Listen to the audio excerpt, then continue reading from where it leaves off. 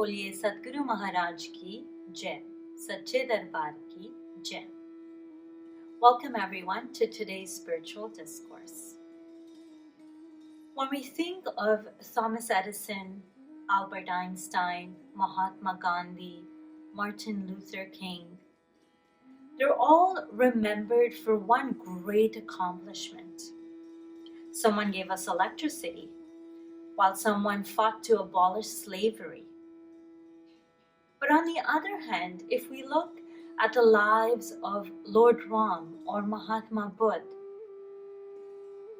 there is not one thing that they're recognized for, but their entire lives were an inspiration. There are so many lessons to be learned from their entire life. And if we stop for a moment and reflect on our own lives, there might be one, maybe two, maybe three things that we feel that we have accomplished. Maybe we helped someone when they were in dire need. Or maybe we have an accomplishment like attaining a university degree or a business that took off. We do not stop talking about these few accomplishments. Throughout our lives, we constantly speak about them over and over again. We remind others, remember that time that I helped that person. But our scriptures say, Ishwar Ansh Jeev Avinashi, that we are part and parcel of that Supreme. Even in the Bible, it says that we're made in the image of God. So that means we have the potential, we have the capacity to make our entire lives great. Not just one or two accomplishments, but we can make every single day count. We can make every single day great. But the truth is that we're so caught up in our mundane routines that we don't even recognize why we are here or what is the purpose of us being here on earth. Saint Kabir says, "Kaun ho tum, kahan se aaye, kahan hai nijgar tera?" He says, ask the questions. Who are you? Where have you come from? And where are you going? And he says, if you receive the answers to these questions, then you will recognize that you have come from that Supreme. You have come from God. And that is where you have to return.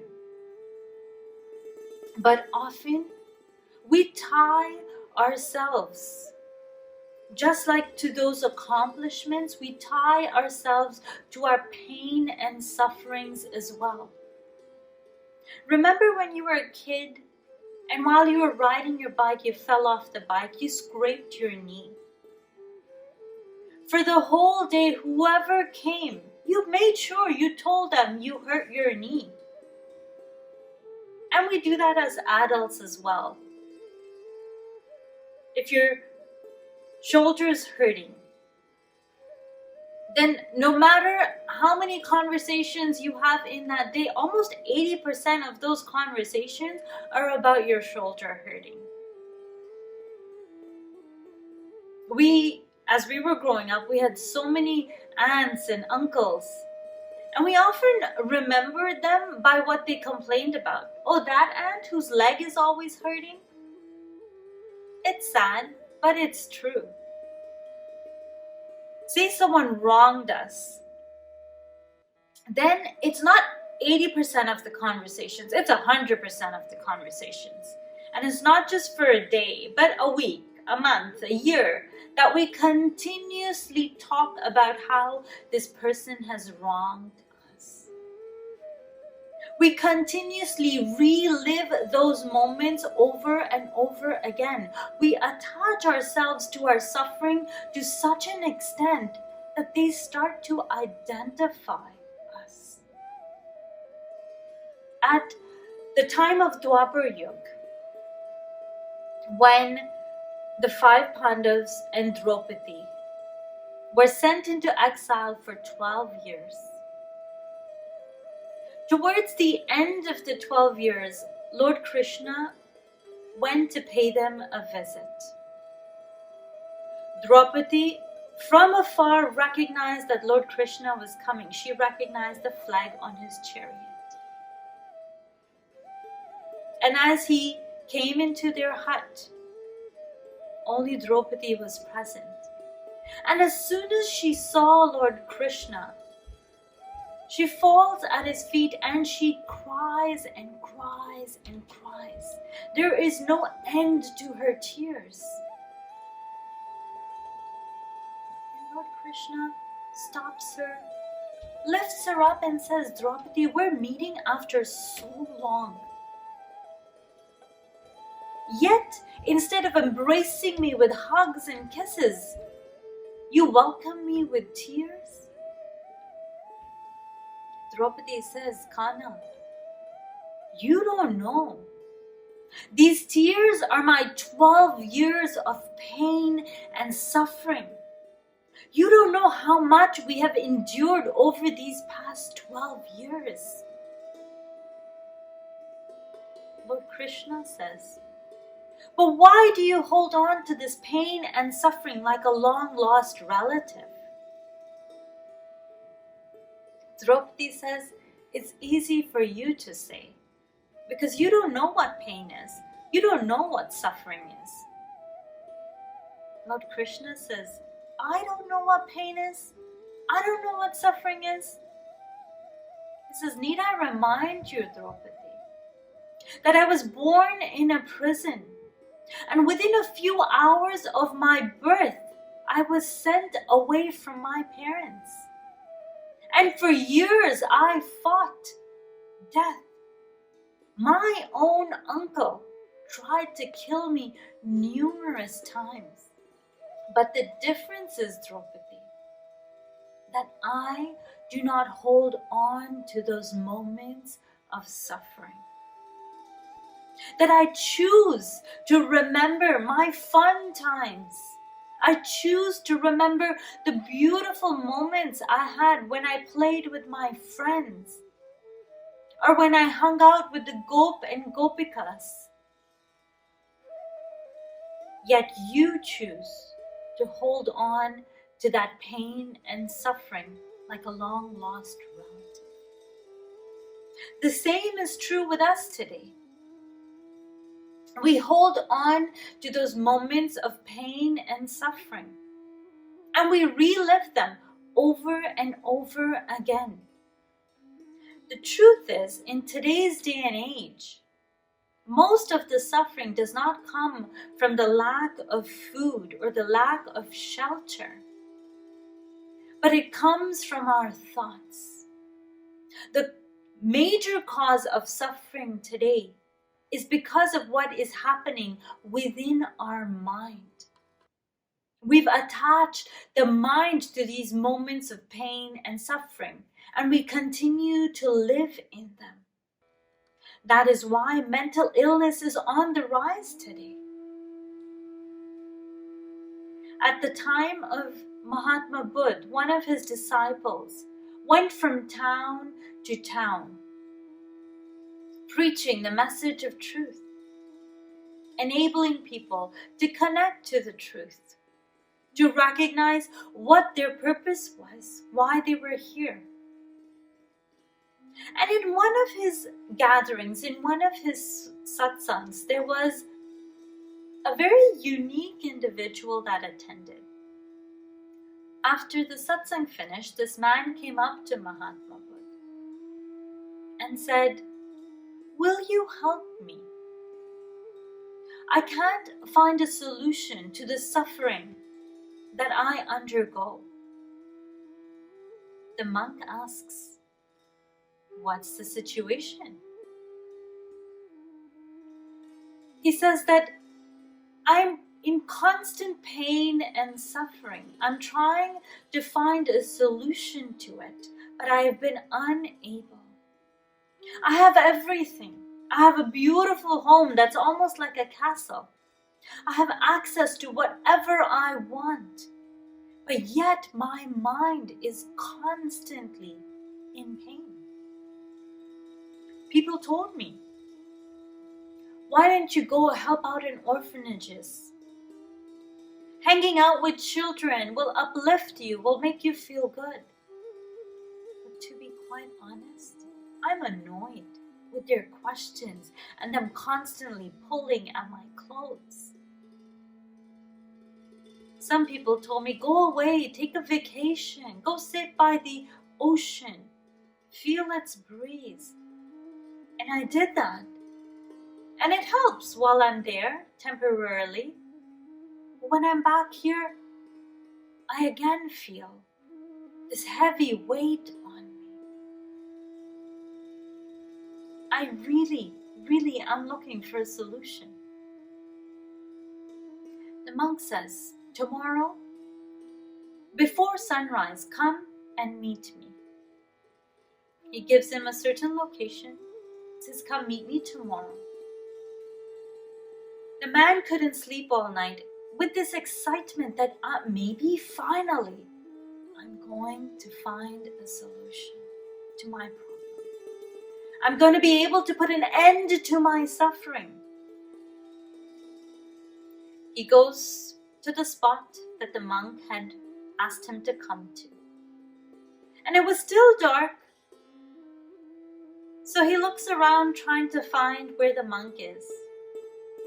And as he sees the monk is holding this big stick. And he thinks to himself, why is he holding this big stick? Soon enough, the monk calls out to him and says, hey, come have a seat. Hesitantly, the man has a seat next to the monk and asks, why are you holding this big stick? He says, the stick is for your disturbed mind. It's for this mind that's causing you pain and suffering. Today, as you sit here beside me, we're going to take out this mind and I'm going to beat it. The man says, my mind is not like a person or a thing that you could beat. It's within me. The monk says, yes, I understand. I know exactly what you're talking about. It's okay. Sit here and take out this disturbed mind. I will straighten it out. The man sits with one eye open, worried that he's going to be hit with this stick any minute now. The monk assures him, don't worry, I'm only here to straighten out your disturbed mind. Close your eyes and think, where is this disturbed mind? And let it come out. The man finally gives in, sits, closes his eyes, and starts to contemplate upon what is it that's disturbing my mind. He starts to think about his relatives and says, those relatives that I have helped, I felt like they owed me for life, that they should be forever grateful. And because they weren't always subservient, I didn't want to interact with them anymore. The other people, the other relatives that I thought wanted something from me, I kept them at a distance because I was always worried that they were going to ask me for something. But maybe that wasn't the case. And he contemplated more and more and realized that most of his suffering, most of the reason of why his mind was disturbed was because of thoughts that he had self-created. That might not even have been true 90% of the time. After a few hours, he opens his eyes and he thanks the monk and says, you have given me a permanent solution. You've finally given me a cure to my disturbed mind. The monk says, now I will give you the gift of light. I will connect you to that light of the soul within so that you start to identify with your true self rather than with the things and the possessions you own. Saints have always referred to this life as a seed. And the roots of the seed that grows into a tree are spirituality. And if one is not grounded in spirituality, then one difficult situation, one experience of suffering shakes this tree, shakes us from our core. But for those individuals that are grounded in spirituality, that are grounded in truth, it doesn't matter how many waves of difficult situations or waves of suffering come their way, they still stand tall. They still stand their ground because they're grounded in light. Once Saint Kabir, maybe the younger generation doesn't know about it, but the older generation might. There's something called the chakki, where there's two stones and grain is thrown through the center and this grain is ground into flour. So as Kabirji was operating this chakki, he starts to weep. And someone sitting beside him asks, why are you weeping? And he says, Do patan ke beech mein sabat bacha na khoye. That in between these two stones, there is no grain that's left whole. It's grounded. And this is the situation of us today. In between these stones of happiness and sadness, in between these waves of happiness and sadness, we're ground, we're destroyed. Shortly after, he starts to smile. And the person sitting beside him asks, why are you smiling now? He says, Lage raho keel se dukh kahe ko ho. That if you stay attached to the center, then you will not be ground. You would remain whole. This remaining attached to the center is constant remembrance of God, staying in continuous remembrance of God. That as long as you are connected to that truth, as long as you are in continuous remembrance of God, then no pain, no suffering can shake you. Today, as we go through our lives, we live from experience to experience, from a happy moment to sad moment, from one to the next. And as we go through these ups and downs, a part of us is taken away each time.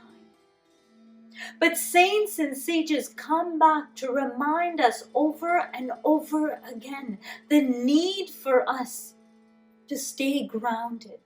The need for us to connect to our eternal self, that which is everlasting, and will bring us everlasting peace and bliss. Sri Ashutosh Marji, whose picture you see in front of you, is the one providing this technique of Brahmgyan, which is a practical technique through the awakening of the third eye, through which we can connect to that truth within. That as we contemplate on that truth, as we connect to that light, and that light spreads within us, it destroys our negativity. It destroys our darkness, our weakness. And then we live each moment in bliss. Then each thought, each action of ours would be great. We all know the situation we're facing in the world today. And whenever there has been a situation that has affected the entire world, saints and sages have turned within. A little child trying to put the puzzle of a world map together tells his father, I don't know how to put this together. I've never seen the map of the world. His father asks him to flip the pieces of the puzzle around. And it was the puzzle of a person, an individual. And this was very easy because he knew where the hands, legs, and face went, and he put it together very quickly. A small metaphor to explain that in order to bring the world into harmony, to bring the world into balance, each individual needs to come into balance. We need to raise our collective consciousness. We need to evolve on the spiritual plane to tackle the situation, the pandemic that we're facing today. So for those who have Brahmgyan, practice as much as possible. We're forced into our homes, we're forced into isolation, but use this as a blessing in disguise. Connect with that truth as much as possible. Spread that positive vibration around as much as you can. And for those who haven't received Brahmgyan yet, contemplate, spend time within, and recognize what are the thoughts that I am putting out there that might be causing disharmony. Like that individual guided by the monk, recognize, work out those kinks within you so that you can be at peace. Receive this gift of Brahmgyan. Awaken to that truth within. Ground yourself in the eternal self. We can only fight this together, but at a higher plane. Physically, yes, distance yourself. Mentally, keep positive thoughts. But spiritually, let's raise the universal consciousness of this world so that we can tackle this on all planes. On that note, I conclude today's discourse. Boliye Sadhguru Maharaj ki Jai, Sache Darbar ki Jai. Let's all sit in meditation. Close your eyes for a few moments and bring your awareness to your breath. Watch the flow of your breath in and out. Through your nose, let it be soft, let it be gentle.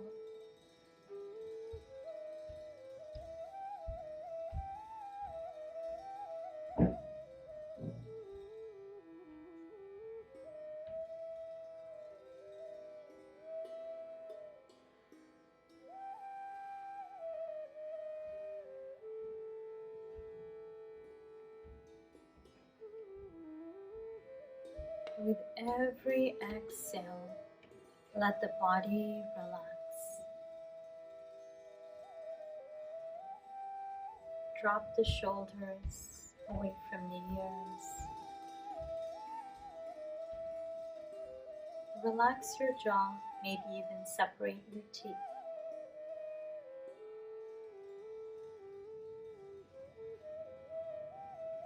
the muscles of your face be soft.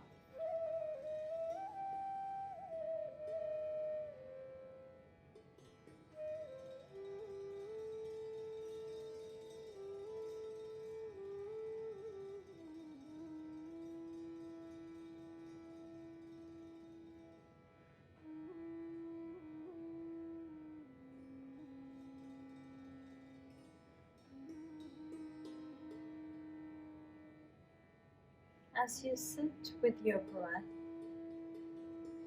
take a few moments to recognize what are those situations of pain and suffering that you're holding on to.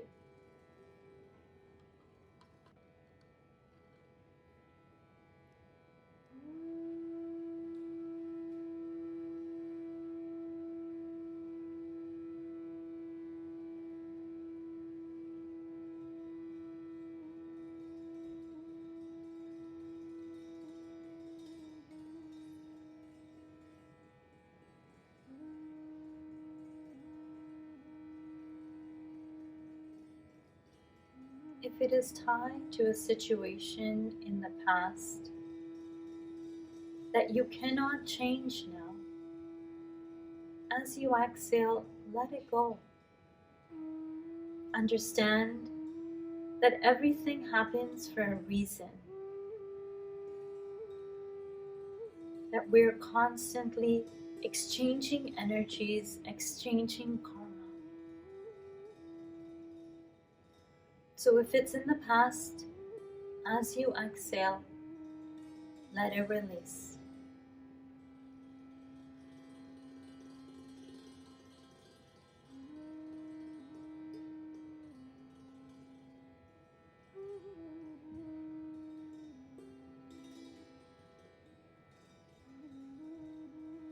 If it's tied to a situation in the future,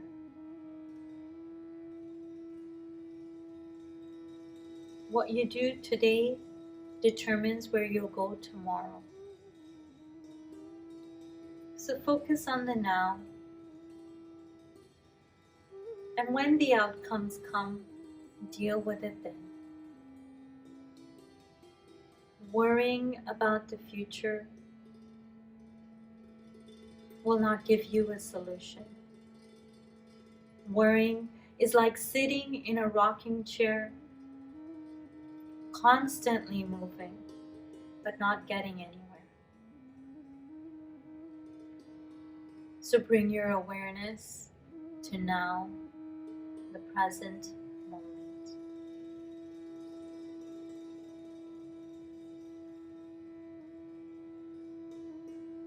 If the pain is tied to a current situation, then take a step back.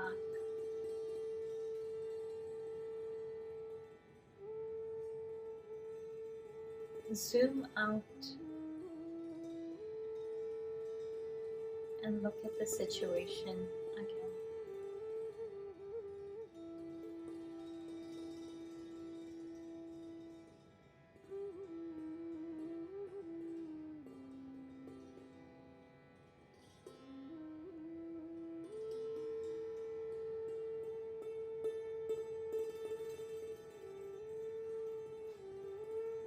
Has your thought process changed?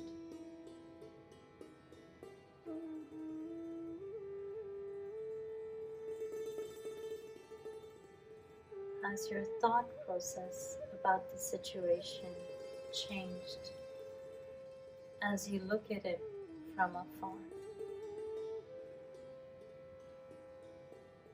If you can do something about the situation, then do it. Otherwise, let it go.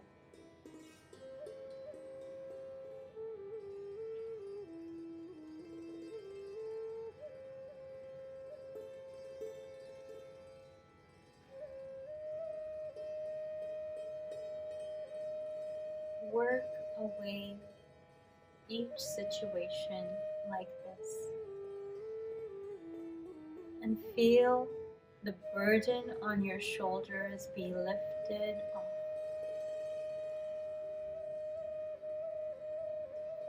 Feel your body getting lighter.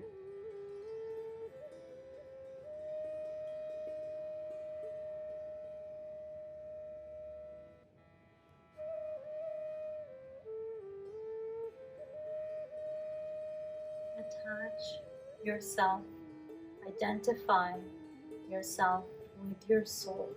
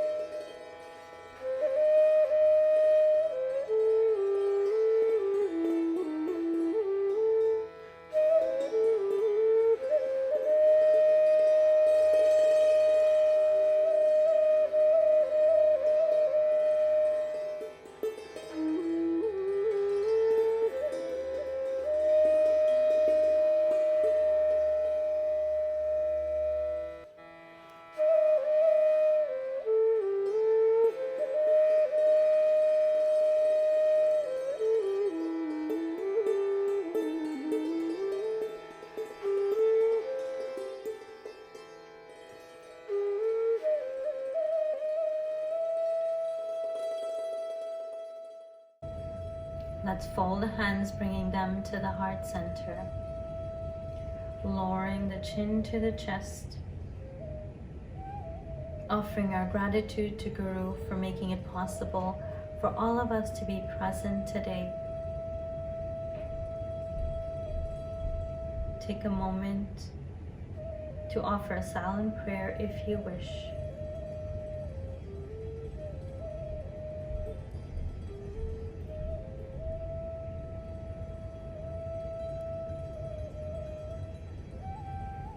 And set an intention to detach yourself from all the moments of pain and suffering that you've attached yourself to.